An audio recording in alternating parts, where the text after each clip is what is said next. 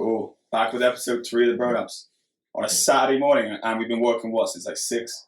Yeah, I slept for like 4 hours, but Slept for 4 hours. Everyone else is doing whatever, drinking, wasting time on a Saturday, and we're working. We've all been busy all week. Do you know what? I think we're a shining beacon of how people should actually be working. Maybe you.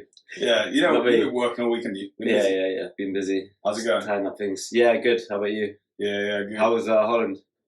Good, man.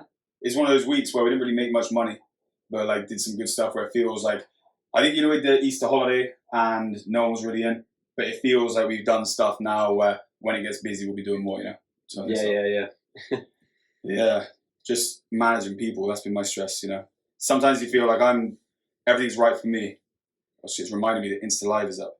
But yeah, sometimes I feel like if only I had more of me, it'd be good, Yeah. I always wish I had a twin. Yeah. It'd be so much easier because you just leave that twin doing like something boring where you do other stuff. Yeah. Because it's hard to find people to even do like common sense things. You know what I mean? Even something basic, you could leave someone to do it and they'll be coming back to you every 2 minutes like, do I do this? Do I do that? Can't you make the decision yourself? And then you say that to them, like, can't you make decisions yourself? Then they start making bad decisions all the time and you're like, do you know what? Just come to me and ask me every single time what to do next. I think the hardest thing about it all is like, you got to make people make their own decisions. But also sometimes like, I wouldn't be making that decision, Yeah. So I'm like, I don't want to be micromanaging you, but I also don't want to be telling you not to do every single thing that you're a good idea, because it's like balancing up. What's worse? They're making a wrong decision, but you telling them to make the right one, but now they're not thinking for themselves. Yeah, that's it. And they can never get the balance right of making the easy decisions and the hard ones. They'll make the hard ones like, why did you do that? Why did you say yes to this? And you're like, just come to me, please. Yeah, but bro, I was trying to be hard on myself the other day with this stuff, and I think there's plenty of stuff I do that I'd be like, you just did that, are you crazy? Yeah. But I do loads of stuff, and they're like, I wish I could repeat myself. I think I'd have a headache if I had 10 of me.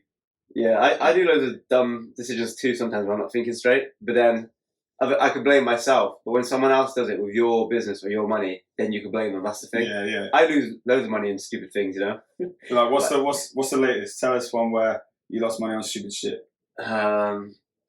Stupid shit. I know, crypto, like all the time. It's a headache. Yeah. How's that going? Yeah, so it's again going back to what we talked about last EP. Was the last EP or the first one? FOMO.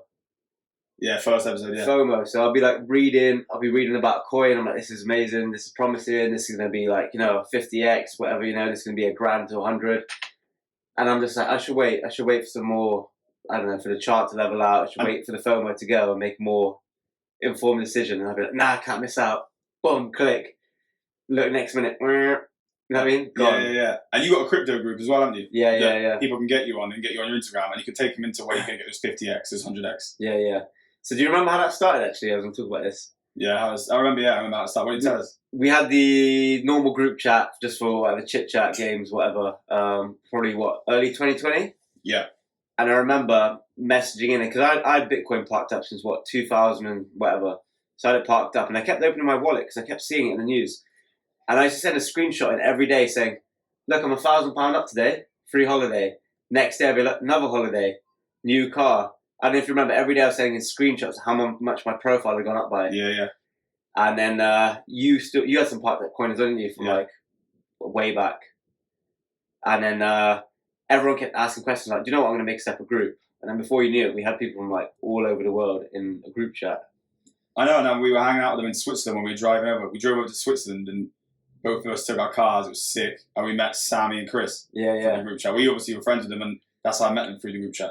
Yeah, so we got loads of people. I've had good times with loads of people from those groups that I haven't met in real life till I've gone to see them in a different country. It's pretty crazy, isn't it? Yeah, that's well cool. It's the power of like a good network. That's cool. And talking about that, before you went into that, then you were saying about like people, we blame other people, like if they make mistakes. Talking about blame, because blame was fitting into something I was thinking earlier, was, everyone has an excuse. Like, oh yeah, but I haven't got the money to start. I haven't got the time. And like time, you can't even use that as an excuse. Both me and you are run off our feet, and we're here doing this now. We're on Saturday morning, doing this on top of our full-time job. So don't talk to us about time between your 9 to 5. That time is an excuse. Like I sometimes do that for myself. So I don't have time, but everyone has time. You can make time. Elon Musk shows us all how much time he had. He's running Twitter, Tesla, and SpaceX. Yeah, he's got he just started another one this morning, I think, something AI. So he's a beast, isn't he? Yeah, he's a monster. He sleeps like I think 5 hours a night. Maybe. And he still sleeps on the sofa and shit, which is cool. Yeah, so he even was though sofa surfing for like 2 years. I mean, he still sleeps on the sofa in his library. He was saying to that BBC reporter. Mad. It's cool, isn't it? Like he's still got that like young, like blind ambition way. Like he's not an elitist. Yeah, you know what I mean? I think he does what he likes, and that's like an inventor. He doesn't have to do any of the like remedial stuff anymore, I guess. So he just concentrates on 100%.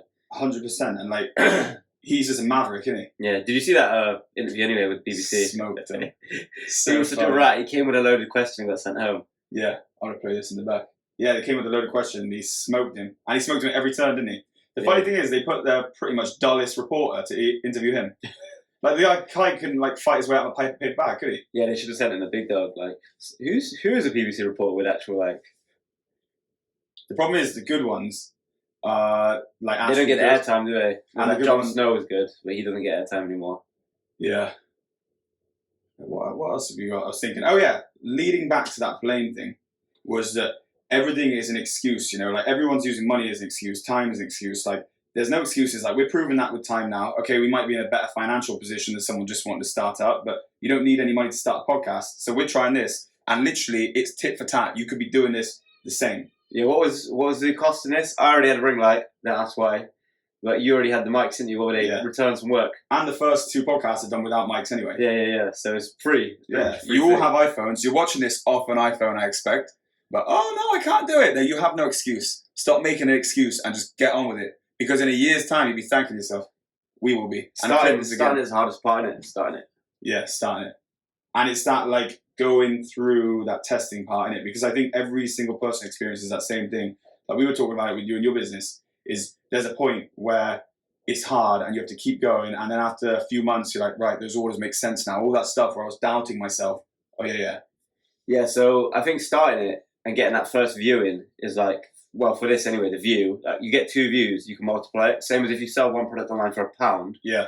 You could then try and 100x it, 1000x it, whatever. That's the key part is starting, I reckon. Yeah, 100%. Because the amount of people who say they got this idea, that idea, they never start it. That's the main thing. No one starts it. And then there's a level of like perseverance that you've got to like maintain. That's the hard part. That's really hard. And then once you've done the perseverance, you get good enough where it's just the rest is easy. You find that? Yeah. Where it's like, just even like getting Q&A today, just having a few people message, cool. People are listening, people are watching, and that gives enough, like, it's not the money that we're getting from it, it's the just knowing that, okay, we're adding some value to some people, and even if it's only like 2 or 3 or 4, now it's 400 obviously, but it's going to be 4,000, and then it'll be 400,000, and then it'll be 4 million, and you'll clip this podcast, and it'll go back to seeing the success. Yeah, speaking of that, have you had any positive feedback from anyone? Yeah, people, I had quite a lot. I had all that stuff that I posted in the group. There was people saying that they could relate to the losses, also didn't understand that it was as heavy as what it was. Not the losses, but there's no cakewalk. I think everyone has this perception, like, oh, you're in business, you've got this car, or you've got this watch, or you've got whatever it is that they perceive to be the thing that they want, to think that, well, your life must be good. But there's probably people just earning a standard salary have got the least stressed lives. You've got people on the bottom end who are super stressed, and people on the top end are super stressed. I don't think there's any solace at the top. You have to want to do this for a reason that's bigger than just having a fancy car or a fancy watch. You have to really enjoy it. The losses are countless as well. Yeah. Like people won't even believe. Like I saw in the comment in the last video, someone wrote cap on my loss. I was like, nah, it's dead real. And then I lost more the week after. I know, it's crazy. Trying to gamble, trying to get it back. And because you're in duress, because you're like, shit, I got more money to get back, and I need to get it back. Yeah. So you're working even more, like you're taking even more risk that you shouldn't be doing, you know? It's a bit like certain governments now. It's like a rat backed into a corner, make worse and worse decisions. Like you can't say that a lot of people...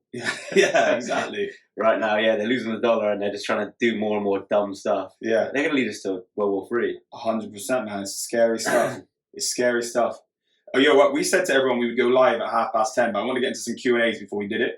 So I'll go into the Q&As and we can bring it to live, And we're going to do it live for the Q&As. Just write them down on a piece of paper so we got it. Yes. So if you're going to pass the live to him anyways. No, I'm going to live it here like this. Okay, how going on this? Yeah. Oh, but you got the questions written down, right? Yeah, I got the questions written down. Right, so first question is, it's to me about my company. How did you come up with the idea to start your company, and what tasks did you set yourself day to day? So the task day to day would just be the stuff you have to do, it's nothing like whiz. I think everyone has this stuff like, oh, what's the to-do list of someone who's successful? Like, it's nothing, it's the same as anyone. It's just not being lazy. You have to go up. I knew I had to add products. I knew I had to answer emails. I knew I had to post them out. And I knew I had to keep going until I make money. Like if it makes it easier to write a list, then write a list. But that write a list is almost like a cop out. Like I think people buy books, like The Mindset of a Millionaire. Like, bro, you're not going to become a millionaire reading that stuff. You need to embody that stuff. Books are the biggest cop out.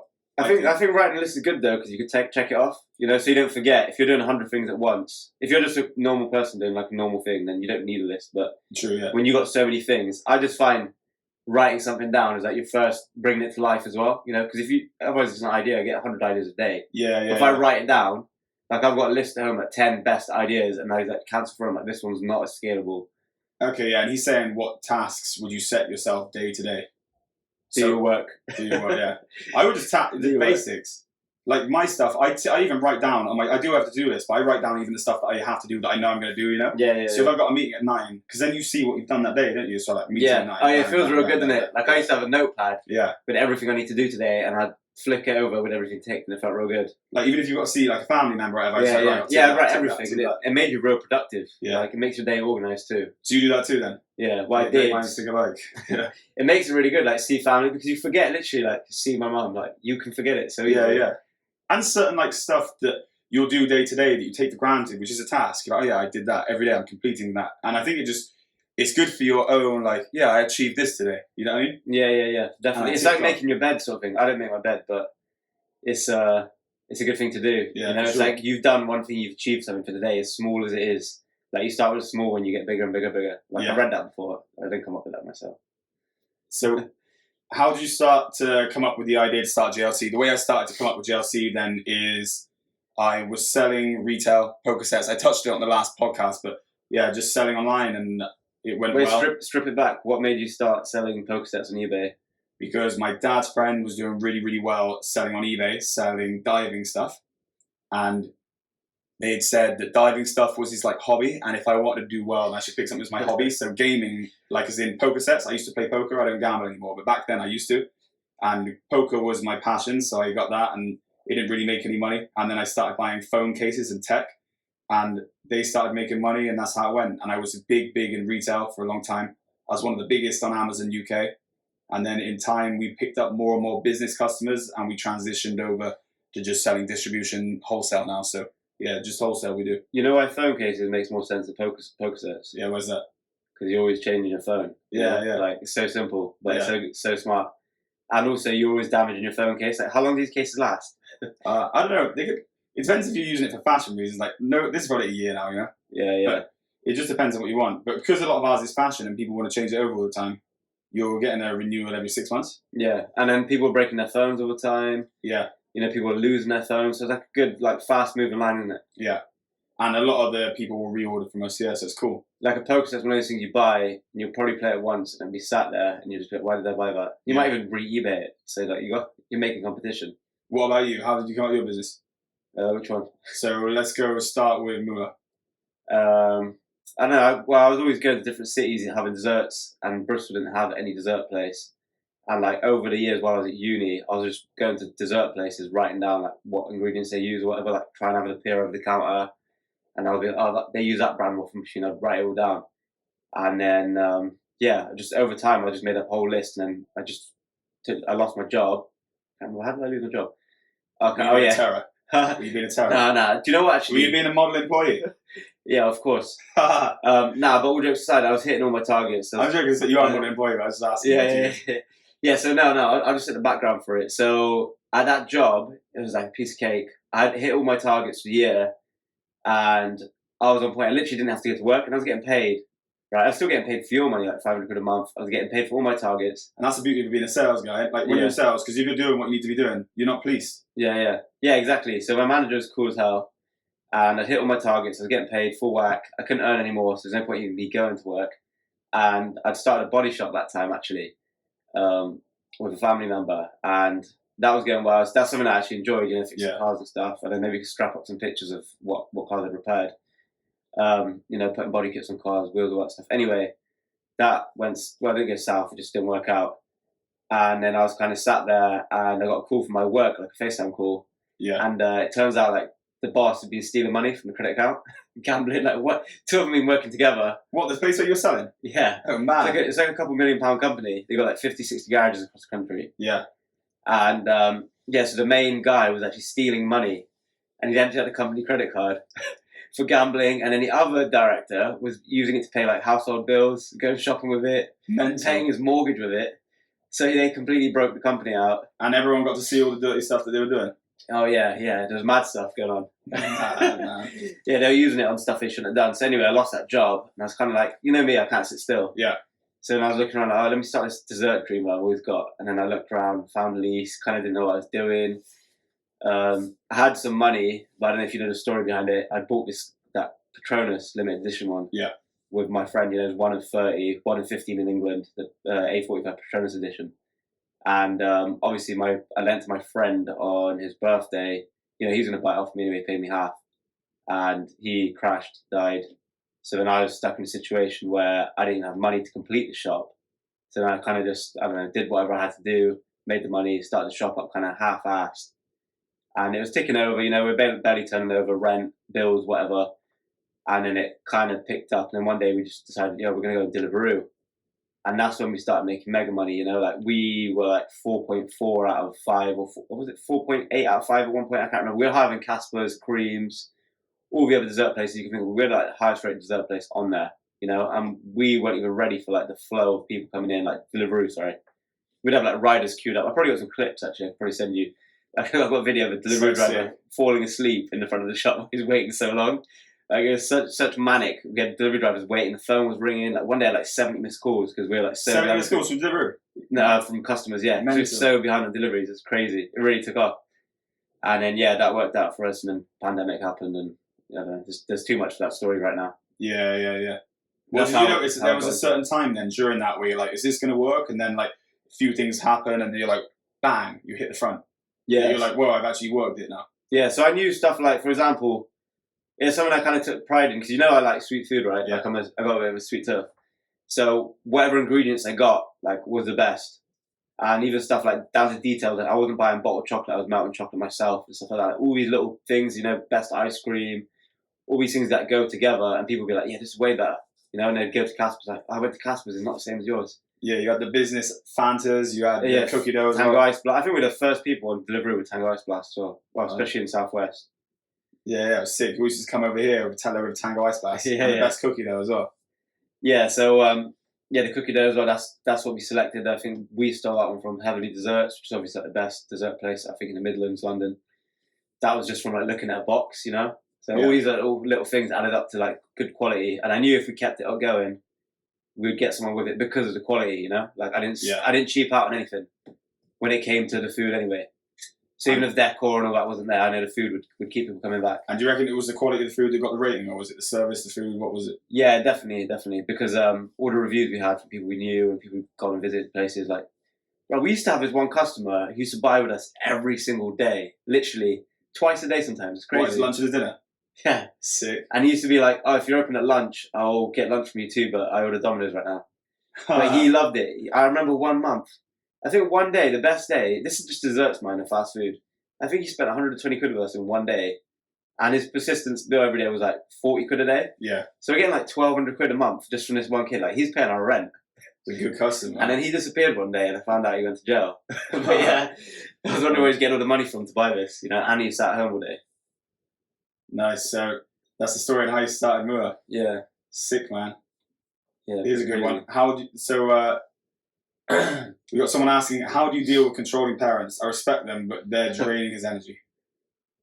You need a bit more depth in that one, really. Controlling what way? Like, are you a tearaway? Like, yeah, like, are they trying to stop you? Like, are you an adult where you're moving away and you're trying to do something that's a sensible decision, or are you doing something that's acting up? And it's hard to say, innit? Like, if the ideas are legitimate and they're maybe scared because you're too ambitious, you just need to understand and maybe try to explain to them, like, look, this is the plan. Even though you think I'm crazy, it's going to work. And you just got to prove them with the results, because I think everyone's apprehensive. Back in the day when I was taking my business out of the garage, my mum, she was not. She was like, are you sure you should be doing this? Because it's a bit more than you should bite off. It's more than you can bite off, because it was like 1,500 quid a month rent. But you just need to have faith that if everyone had the same idea as you, there'd be no value in your idea. So the whole point is that there's going to be people who don't agree. And you could call it controlling. I don't know if that's what you're talking about when you call it controlling, but if it is. Because I had that exact same thing. My mum was like, oh, well, you're going to be paying someone else's rent. Like, okay, well, you got like $250,000 to go buy a house, buy a place to do it. And then my dad would be like, you're doing up someone else's shop. And like you're paying someone else rent. Okay, well, you got better option for me? Like, no, just have to take a chance. Yeah. Like, why are you doing this? Why don't you do this? Or like, why don't you get a job? You know what I mean? Yeah, for sure. And like they're always apprehensive. Like, Yeah. Well, it wasn't the get a job thing. That was before. Like, I think my parents were just happy that I was doing something like they knew what I was doing, sort of thing. That get a job thing's scary. Have you been told that before? Oh yeah, when I had no job and I was saying like, when are you getting a job? When are you getting a job? Like, yeah, I remember when I did it's this. jarring, isn't it? It is. But I feel the pressure myself anyway. Like, you don't need to tell me to get a job. Like, I feel the pressure inside me. Like, I'm dying that I don't have a job or some income. Yeah, your parents seem to think that you're just lying around on the sofa and you need them. Like, if I don't tell him to get a job, he's just going to do nothing. Like, nah, I'm as stressed as you are, probably 100 times more stressed. I think there's a lot of kids though who are like that. They need the push. Yeah. Like for example, my brother. I don't know if he felt that stress. I don't know. Maybe he did. I don't know. But I think a lot of people do need that push because they just sat at home with whatever in their hand, playing games all day, you know? Yeah, for sure. But yeah, I always felt pressure anyway to make money. Maybe not for a job, but the pressure was there. I have got a good one, and this would be good for you. I don't really have any opinion on this, but you're the expert. But is franchise a good idea or not? Yeah, so I think it is, but it's whether someone has the money or not, you know, because it is kind of guaranteed success. But the thing is, you need big dough to start it, you know? Yeah. There's a few I almost had before I started my place. One was Pepe's, like I literally in talks with them. Yeah. And I'd even secured a place, and the lease fell through. And yeah, now I heard they're doing like $8,000 a day or whatever. So, and there's another one. Pepe's in. Yeah, Pepe's. Yeah. Is it? Yeah, I got emails saying like, yeah, cool, it's yours if you want it. There's someone else in Bristol looking for a place. Whoever gets one first. I had a lease almost through, and the lease fell through, and then they just like someone else beat me to it. Like within weeks of mine falling through. And it's mega margins as well. Oh yeah, mega. They printed money. Yeah, I think they're making like, I don't know, from what I looked at last, it's been a few years, but I think it's like 15k a week. Oh, across. But making 15 grand a week profit. Yeah, but the startup cost is what, 250? Wow, that's crazy. And there's that try one, they were turning over like 8k a day. That's 250. That one, someone beat me to that one as well. So 250 gets it fully fitted out and furnished. Fitted out, everything done for you. Literally, come in and sit you down. And then you go on and make 30 grand a month. Sorry, no, 60 grand a month. Yeah. Yeah, we just want questions. Damien. You can't even turn it sideways, can you? Nah, can't turn it sideways. On live, it's just a horizontal thing. Nah. Jeez, how many people in there? We have like 9 people in there. This isn't enough. We need more people in. I want questions as well, guys. Are you in the Netherlands? Nah, I'm not in the Netherlands. Not until next week. We got here back for the podcast. That's someone who spotted the Lambo, I guess. Yeah. Yeah, the Lambo is still in the Netherlands, actually. I left it there. That sticker's crazy, isn't it? Yeah. People get mad. Even when we did road trip, I was getting mad ads from your sticker. People from your sticker. Whoring out my Lambo. Yeah. It's funny. Hey, we want questions. We got Q&A in here, but I thought it'd be fun to bring it in here. What was the next question you got written down anyway? The next question that I have written down is the best advice for looking for finance or getting people to raise finance. What would you do? So say you had a business and an idea and you want to go to people now. That's hard, isn't it? Well, depends what sort of experience you got, because without Stripes, it's hard to get finance, isn't it? Yeah, it is. Yeah, that's hard, isn't it? Because without Stripes, it's hard for people to even trust in you. Yeah. But that's mad, because when you're younger, you have more ideas than normal, like now. You know, when you're 18, you've got no money, you've got a shitload of ideas, and as you get older, you get less ideas. And you've got less time too. Yeah. But it's hard to get money to start stuff when you're younger. And it's only results that makes you take anyone serious, because if someone comes to me now with a decent business idea, like, yeah, maybe it's a good business idea, but if they're not where they need to be, they're not going to do anything with it. Because I've heard a million good business ideas, but you only see like a few people who would even be able to take it from an idea to make actual money. The fact that they haven't started it and they come to you asking for money, it looks like they're looking to play rich from day one and pay themselves and then do everything else. Exactly. And how many people do you know that have an idea but never did anything beforehand? Like every time me and you have had an idea, we were already doing stuff. We were already buying and selling. So it's like, oh yeah, I've got this idea on top of the other stuff that I was already doing. But now you're coming to me like, I know I've never done business before, but you're going to have to believe me. I am a businessman, but it's just waiting for this one idea. Like, bro, if you were a businessman, you would have been buying and selling pens. You've been buying and selling ashtrays. Yeah. You know, but you're sat here like, no, it's just this one best business idea I've got, and you need to hear it. I think it's still hard, even if you've been doing stuff, buying and selling stuff, it's still hard to get someone to trust you to put money in, because unless you got something, like if you rock up to like a meeting with like a Tatty Micro or whatever, they're still going to look at you like, But if you come up with a nice car, it's mad at the different sort of reception you get, just because, and it's so dumb because you could borrow it, you could do anything. Yeah. That appearance is mad. That makes a mad difference. Sales is a good one to be in, because you can get all that stuff set, and like even without even starting a business, it's that same thing in it. It's like your efforts are rewarding how hard you work, and you can earn mega money, and you can get all that stuff. Like, and people can take you seriously like straight away when you get all that stuff sorted. Yeah, that's why I've always liked those jobs, because you get out what you put in. You know, Yeah. Sales. It's not nice for most people because you're sat there getting rejected all day. Look, there are people who earn fortunes from sales, but they also work their ass off. Nothing gets delivered to you on a plate. I've seen loads of people who have talent, who could have been good salespeople, who just fall at the wayside because they haven't got the characters matched. And I've also seen loads of people who have been insane salespeople. I would say I was even one of these people back in the day when I worked at Dreams, is being one of these people who are sick at sales, but I didn't really have that much charisma. It was just because I was so hungry. I was just a little innocent kid, like, please, I want to sell bed, And I'm running around like an idiot, you know?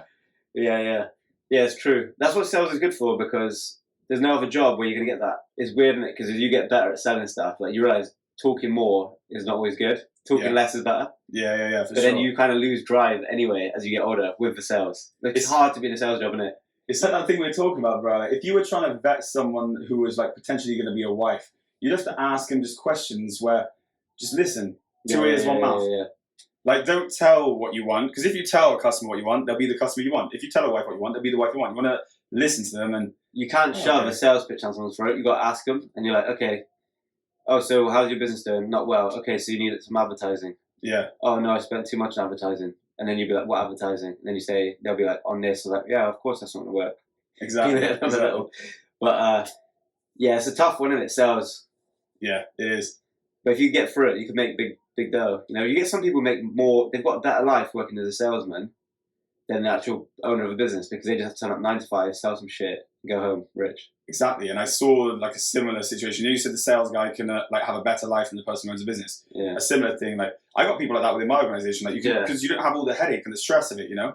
Because like a sales job, you don't know where your next meal is coming from. It's the same as the business, but just you have to worry about a load of different people now. And actually, there was who was the big time gangster in New York? The Teflon Don. What's his name?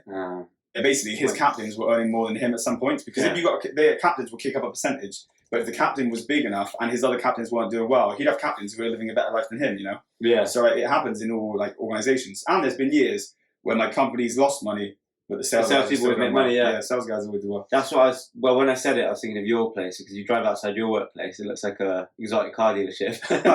All the salespeople making mad dough buying mad cars. Yeah. They grab, it looks like a car forecourt. Yeah, in my business, the people who last, they're mustard, you know, they're killers. And there are a lot of people, they'll try it, they dip their feet, and they realize how hard a job it is. Like you're saying, you have to go through hell for it. Just like starting a business, you have to go through hell. Yeah. Like, people think that, you can just do this, you're going to become good. Like, no, you're not. Like, Elon Musk gets so much shit. I can't imagine how much hell that guy's gone through to get where he is, you know? Hell that he wants to put himself through, obviously.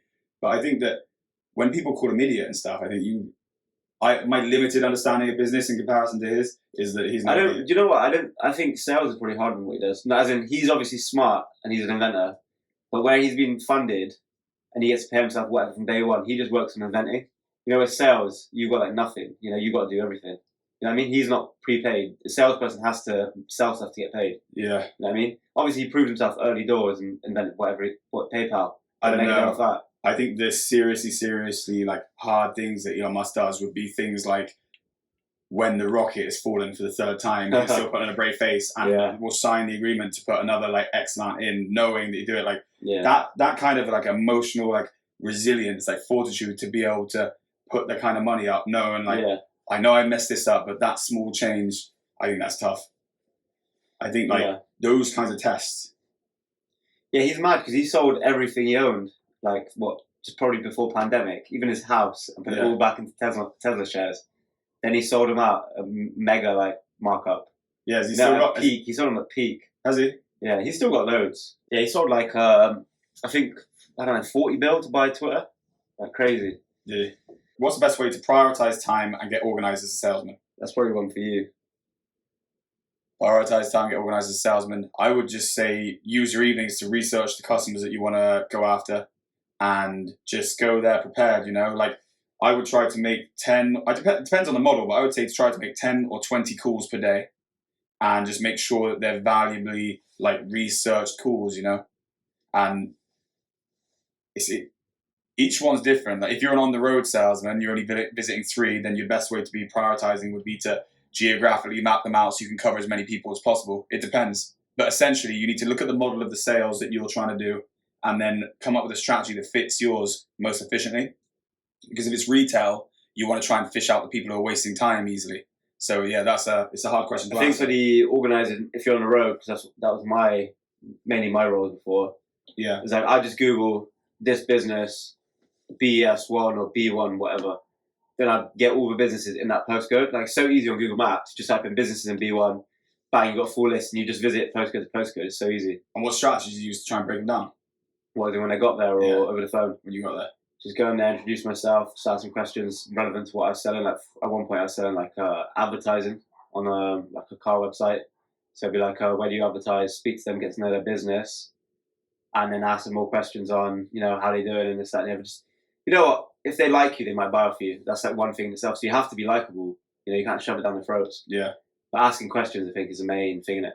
And did you have any real bad ones then? Like, you said you had to be likable. Did you ever have people really didn't like you? Yeah, some proper pricks. Like, it wasn't the car trade, so car dealers, they're not always known for being like normal, nice guys, are they? They're not office guys at all. They're completely opposite. They hate anyone coming there trying to sell them stuff. They're proper rude. They're normally from like, I don't know, like a rough or like a self-made background. They don't take any shit. They're fucking bullshit detectors. You know what I mean? You can't you can't bullshit them. Because they've gone through whatever to get there. You know what I mean? Yeah. So mine would just be like, I had him where I walked in. I'm like, hi, blah blah, trying to shake his hand, and he's just like left me hanging. Has he really? Yeah, you've had people do that. Yeah, loads of times. That's it's like a soul breaker as well. So like, hey, my name's, and they'd be like, okay, so what are you here to sell? I'm like, not here to sell you anything. Yeah. I'm like, just start asking them. And then, like, if you're nice to someone, they can't help but be nice back. So you'd be like, so what's your business doing? How's the business? Is it all right? Or the best one is actually, I just spoke to so-and-so down the road, because they all know each other. Yeah. I'm like, I just got this guy down the road, and they'll be like, oh, you know him? Yeah, he's my friend, blah, blah, blah, blah. He's like, yeah, he told me to speak to you, spoke good things about you, this, that, and the other, and then break them down. That's the best way. If you get one of their friends, they get the competition anxiety, don't they? Like, oh shit, Derek's speaking to you? I can't have Derek doing better. Yeah, what did he say about me? Yeah. And they're like, yeah. And before you know it, they're like, okay, so they get the FOMO from, so-and-so signed up, your friend. Oh, he's doing it. Oh, he's doing better than me. Let me buy that. I would just act like a little rat. What I would do, I'd go up and be like, I've just been spoken to that guy down the road, Steve. He seems like a smart guy. He didn't mess around. He signed straight on. He saw the opportunity. Well, Steve saw the opportunity, did he? It's smart. I'll sign up. Yeah, that kind of works. But with these car dealers, they kind of sound to that. Like, you can't talk down to them like that. Like, he's a smart guy. Like, what are you trying to say? I'm not smart. And they just be like, shit. That's funny. But yeah, they're a real hard bunch of crack, to be honest with you. I don't even know how I did it. Thinking back now, like, I don't think I could even do it. It's so soul destroying. Like, sometimes I'd have like a day of like 5 of those, like no handshakes or people being mad rude to me. Yeah. And then I'd be parked outside like the next dealership, like, 1, 2, 3, and like open the door, like, like trying to build up hype to get in. My guy at work, Jack, he was saying that his best way if he's getting his back was just stand up. Because if you stood up, like if you sit down, you're taking a task, aren't you? Yeah. So if you stand up, I find that as well. If I got to do a bad phone call, I stand up to do the phone call. I'm not going to sit there like let down, like right, I'm going to do this phone call where I know the guy's going to be pissed off. The guy's just taking a dump on you. Like, you stand up, you can't do that. Yeah. And also, like when someone's calling me, I would like call them back. I'm normally the person that calls them anyway because I do not disturb. Yeah, because if they call you, they can be in attack mode. Yeah. And if you call them back, you could like kind of disarm them, Yeah, what's the problem? You were calling? Yeah. And they're on a back foot straight away. Yeah, definitely.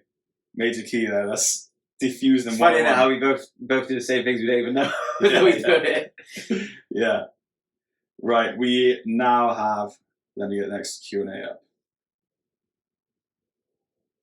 It's funny as well because they sometimes calm down a bit.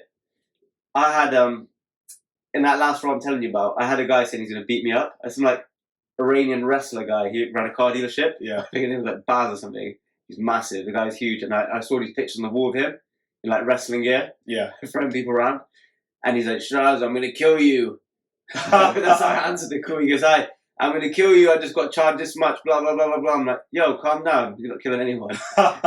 And I was like, I'm coming down to speak to you. And was he cool with you now? Yeah, he's completely fine. Iranians, it's big wrestling. Yeah, they're massive. Yeah, it's like a historical thing there. Like everyone's just good at wrestling. I've seen that. They're encouraged to wrestle.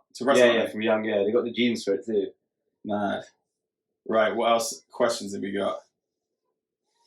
Okay, so from our boy Biage from Fortnite days. Man, innit? Friends in different countries from games. Yeah. Was that Netherlands? Yeah. We have to meet in the Netherlands. Almelo, that's where we're at, Biage. Which I think is Denmark, but yeah. Is Denmark close to the Netherlands? Yeah. It's subjective. I failed geography. Hours of driving. Where, were you guys ever embarrassed to ask for help? And how do you realise you need it? I don't really know. We were both thinking, because I can't remember, I don't really like to ask for help. You know what I mean? Me neither. I mean, I'll ask for advice, no problem, but help. I've got some close friends I'll ask for help, but borrowing money and stuff like that, I don't really like borrowing money, unless there's something in it for the other person. No, I wouldn't be shitting. Can I borrow some money? I'm going to, Yeah. And help's different to advice, isn't it?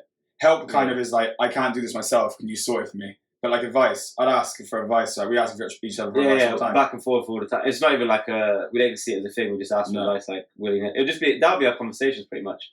And we'd help each other with anything we need help with. But I think if you are trying to do a business or you need help, you're gonna have to find a reason as to why that person would help you. If you don't have friends, for example, if you ask Shiz or ask me, we're not just gonna come down and help you for no reason. There'd have to be something in it for us too, unless we're close to you like that. Yeah, of course, yeah. That's why I hesitated with that question, because you get people who ask you for help, and they'll be out the blue, don't really know you, and it'll be the most stupidest help, something you can do yourself. Help, how do I set up a Shopify store? That's just a general question, but something stupid, you got YouTube, bro, you got Google, you've got better friends than me to ask. Yeah, what should I start selling? That's a stupid thing. Yeah. If I knew answers, I'd be selling 100 things more. Come on. Yeah. And the thing is, I never really gatekeep anyway. I always tell people what I'm doing, if they're close friends. I tell them everything. I'm selling this is how much I made. You know what I mean? Yeah. So you already know what I'm doing. And if you want to copy it, carry on, because, there's enough space for everyone. Yeah, there is. I don't gatekeep it. I'll tell, unless it's a mega secret. But all the people that I speak to closely, they'll tell me everything. You spawn business ideas of people telling you stuff like that. Do you remember the teeth whitening thing I had? Yeah. That was the easiest business in the world. I set up a website for $20, I think. Yeah. And I never bought a single product. I was making 18 quid on each one. At peak, I was probably making $5,000 a month with an iPad. Literally, I was going onto eBay, ordering those teeth whitening kits for £4, selling on my website for 20 quid. And that all started from my cousin telling me, my cousin from New York, who was on the first pod. He rang me up saying, I discovered some crazy app which automates Instagram. I was like, what is it? He goes, look at my page, because he's got a business page. And he got up to 25k. And then I think he just got busy. But he got up to 25k in a few months, just liking other people's posts, commenting on people's posts, relevant. So you type in, for example, if you're in the phone case business, you could target people with a hashtag phone case or new phone. So if someone posts a new phone, hashtag new iPhone. What, comment? Bang, it'll comment on it or like it or check out our cases or JLC likes this picture, and they'll go to your thing. So he built up to 25k. I was like, hold on, what can I do? He's like, you need to run this program and think of an idea. And I was literally what's good? What will someone buy on there? And I must have seen someone else selling teeth whitening kits. I thought, let me try it on this.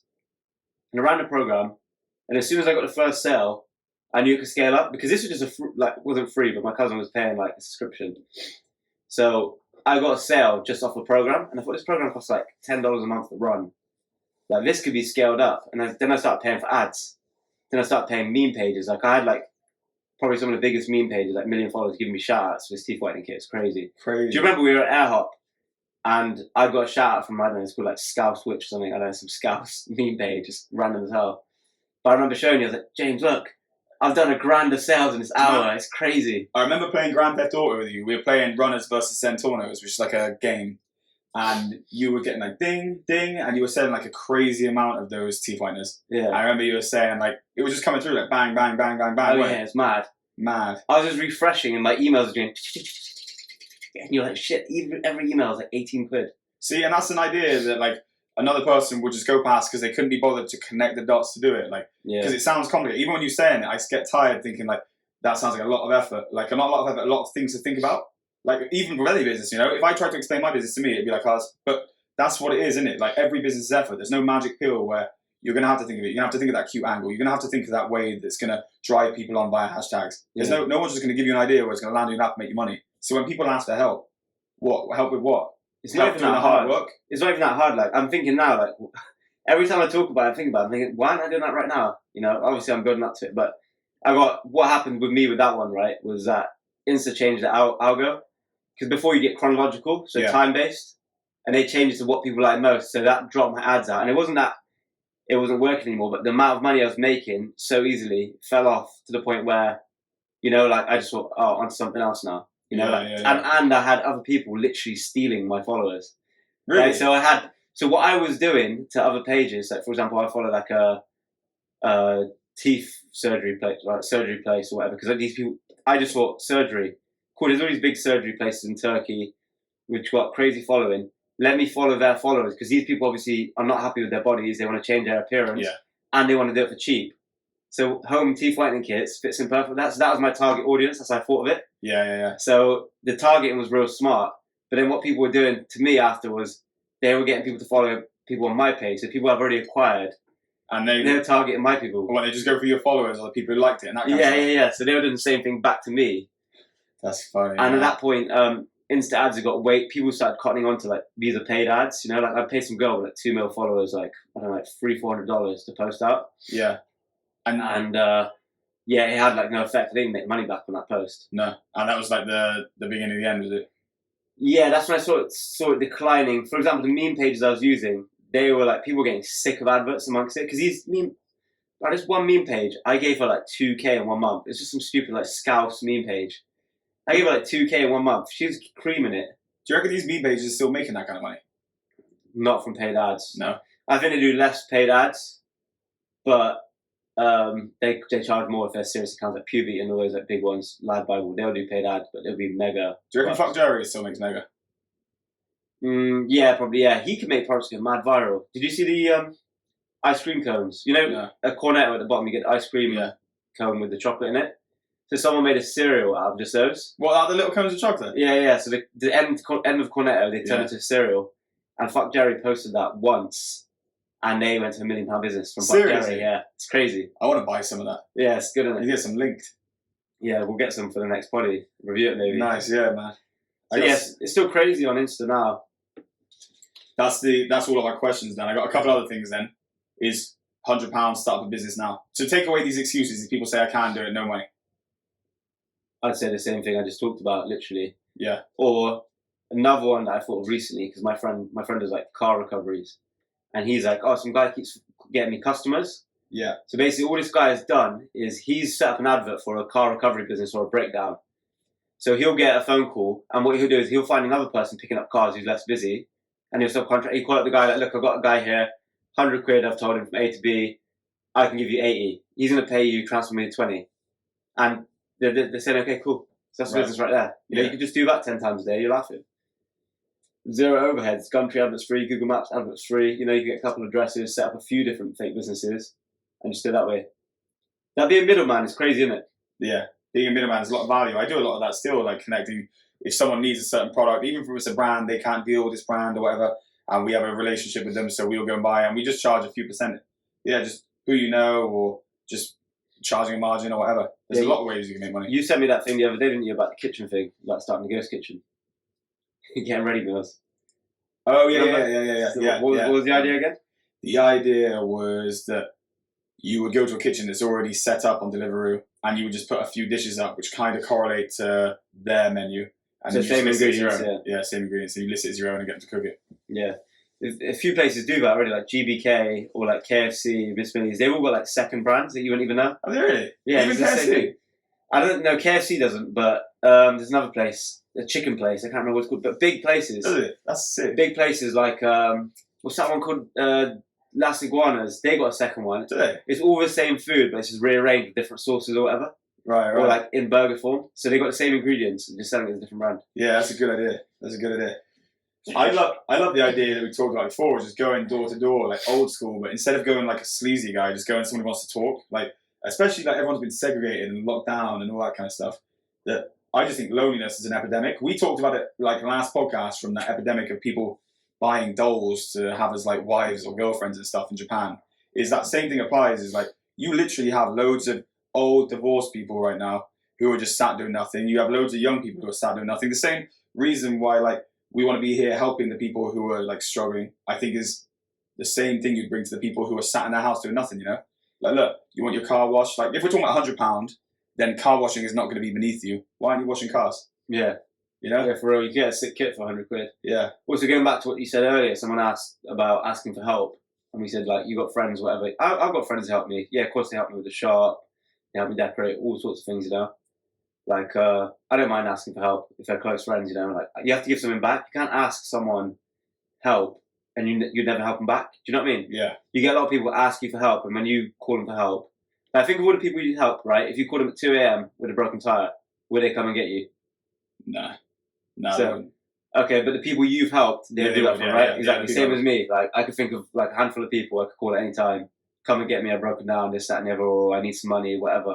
Like, they'll help you. Yeah. But you can't ask people you do nothing back for, and you wouldn't do nothing back for help. And a lot of people don't have good friends these days. Like, I can think of loads of people that have good friends, like genuine friends. Yeah, like you actually need brothers. Yeah. Like people who will have you back. People you would die for. Like, I'd die for you. You'd die for me. We will die for each other because like nothing will come between like our loyalty towards each other, you know? And that's what people need. They need to have like... And that's the only people you can do business with too. People who are like that, who help you back. Because you get a lot of selfish people. Yeah. You know, like I know people who help a lot of people, and they even help these like selfish people, and then they realise after that this was like, Yeah, we both help selfish people in the past. Yeah. The kind of Get people nothing back. And what happens is short-term memory. And it's kind of like when you have, I don't know, just someone who doesn't think about the now. They just think about, oh, yeah, but you did this, you did that. Like, yeah, short-term thinking. Kind of like the way women view relationships quite often. And not in a derogatory way, just whatever best at the time oh, yeah, but you didn't do this, or this person's ex does this. Like, bruh, I lent you money, we shook hands, you told me to pay you back. Don't start saying that, no, secretly you deserve that money. You don't. Don't shake my hand and say you owe me money if that's the way you're going to play. And people do that left, right, and centre. It's like they get their emotions. Hang on, you shook, you said you owe me £100. And now it's come to pay the £100, you're saying, yeah, but he was getting more than he should have got, or whatever. Like, bro, don't shake my hand then. And that's the same thing as like, I've had it in the past where I get disrespected by a woman or something. They say, oh, yeah, but you did this. Whoa, you told me this was the situation, so don't backtrack. And when I have like men in business where you shake hands and they say that black is black, white is white, and then suddenly white is black and black is white. Whoa, that's not what we're playing. We're talking on facts only.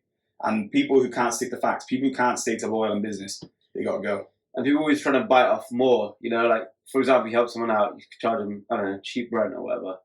And then they'll be like, oh, but I'm paying you this. Like, whoa. You're not going to get rent like this anywhere else. I've done this to help you out, you know? Yeah. Or I've given you a profit share or whatever. And they'll still want more. Like, oh, but you're making this much. Like, don't look what I'm making, you know? Stick to what we came in on at the start, you know? Yeah. You got 20% of this business coming in and you didn't have to put like anywhere near the money what I put up. Or you put none up. And now what's happened is it started to go well and my money's paid back and now you feel that you should have a bigger slice of the pie. Bruh, how that doesn't make sense. Crazy. And I think that's all that short-term thinking. And yeah, for real.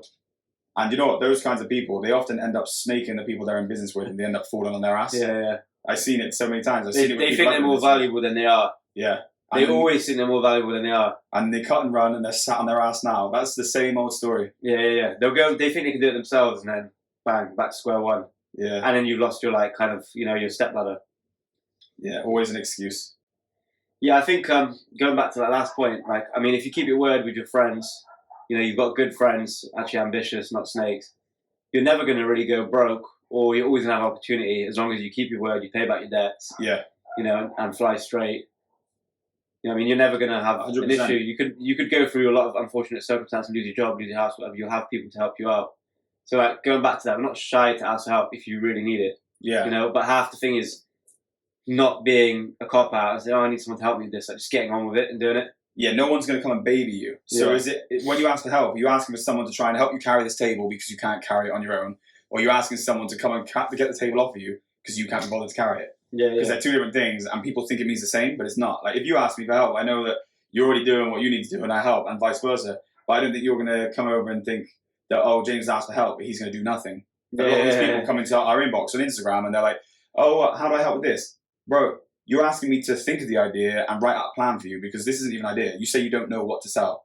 Have you seen that? Like, I don't know what to sell. Can you help? Yeah, I get these people got absolutely no idea and they want you to do everything. And then you've got the other side, which is even worse, where someone will have an idea and they're like, look, I'll bring you in this idea, but you need to do everything. Like, they'll try and make you do everything. Like, oh, I got this idea, blah, blah, blah. I'm like, why haven't you started this idea? Oh, well, I need someone to do this. I don't know anyone. Like, okay, well, you haven't even tried. You've just given up before you even started. Yeah, exactly. And there's so many people like that. And then you think, if you don't have enough passion for your own idea and you haven't even taken a simple step towards it, why am I going to pull out my money and take steps towards your business? 100%. You know what I mean? And like what we said earlier about the idea is not even that important. It's about the person doing the idea. So like he can have the best idea, but if he's not the person who's going to execute it, it's not going to happen. Doing it is like the number one thing, like starting it. That 100%. first step, that first sale, or that first view, as long as you know you can get that, you just need to multiply. You need to repeat till you're getting, where you want to be. Definitely, like you said in that episode 1 about you get millionaires who are selling chicken hutches. Yeah. And that wasn't because they thought chicken hutches was the bright idea. It's because they just stuck at it. Yeah, he saw an opportunity, he made some, and he stuck it in, he just saw it grow. Yeah. You could always grow a business, but you need to start it. So yeah, start with a sale or anything. So the best advice for these people is no more excuses. I can't imagine a business you start and you don't get one sale, like selling anything. Without a few tweaks, obviously. Okay, the price is too high, lower the price. Okay, I've got a sale. Now what next? Lower the price again, another sale. It's money and everything. And everyone making money in obscure ways. Yeah. Yeah, that's it, guys. Nice. But make sure you subscribe to the channel. Bronups on YouTube. The Bronups on Spotify too. My Instagram, James Lake Show. Twitter coming soon as well. Shiz DZ on my Insta. And yeah, make sure you subscribe, guys. That's about it. Need you can some keep this water in after there. that. Yeah, Need some water. Arrows. Have a good one. Catch you next week.